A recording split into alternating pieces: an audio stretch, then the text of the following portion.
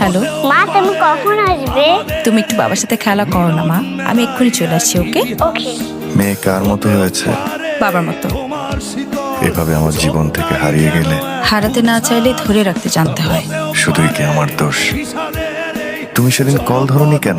তার আগে 3-4 দিন তোমার মোবাইল কেন বন্ধ ছিল? কোথায় ছিলে তুমি? আব্বা খুব সিরিয়াস, আমার কথা এবার শুনবে না। সাথে আছে বড় ভাইয়া, আমাকে জাস্ট বাসা থেকে বিয়ে দিয়ে দিবে। ওনার প্রেম ভালোবাসা ভালো মন্দ কিছু বুঝতেছে না, ওনারা আমাকে জাস্ট বিয়ে দিয়ে দিবে। হাসান, তুমি একটু স্থির হও, সবকিছুরই তো সমাধান আছে, তাই না? হাসান তুমি আমার জীবনের প্রথম, আমি আমার জীবনের শেষ দিন পর্যন্ত তোমার সাথে থাকতে চাই। কিছু হলো? ভালো কিছু হলে তো আমি তোমাকে জানাবো। তুমি এত অস্থির হচ্ছ কেন? রাখো।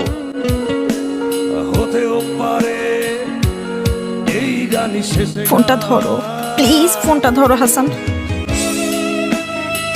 তোমার কল রিসিভ করে তোমাকে বলার মতো নতুন কোনো কথা আমার কাছে ছিল না, তাই মোবাইল বন্ধ করে রেখেছিলাম।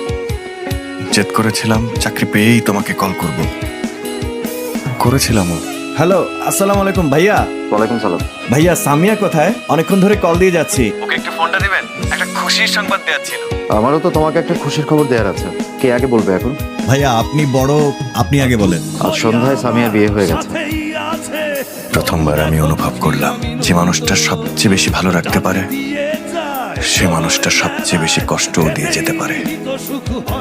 এত কিছুর পরেও আমি তোমার কাছে এসে কথা বলছি, কেন জানো? কারণ সবকিছুর পরও তুমি আমার প্রথম প্রেম। এই প্রেম আমাকে হাসিয়েছে, জীবনে মনে রাখার মতো কিছু মুহূর্ত দিয়েছে এবং কাঁদিয়েছে। কিন্তু তোমার কাছে এই প্রেম মূল্যহীন। স্বামী সংসার নিয়ে সুখেই আছো, সুখে থাকো, ভালো থাকো, এটা আমার কোনো আপত্তি নেই। কিন্তু তোমার কোনো কিছুতেই আমি আর নেই, এটা আমি মেনে নিতে পারছি না। যেন তোমার সামনে একজন অপরিচিত আমি। এক্সকিউজ মি ম্যাম, আপনার কেকটা রেডি, প্লিজ চেক করে জানাবেন। চেক করা লাগবে না, আপনি প্যাক করে গাড়িতে দিয়ে যান। Wait, আচ্ছা আমাদের মেয়ের নাম কি হবে?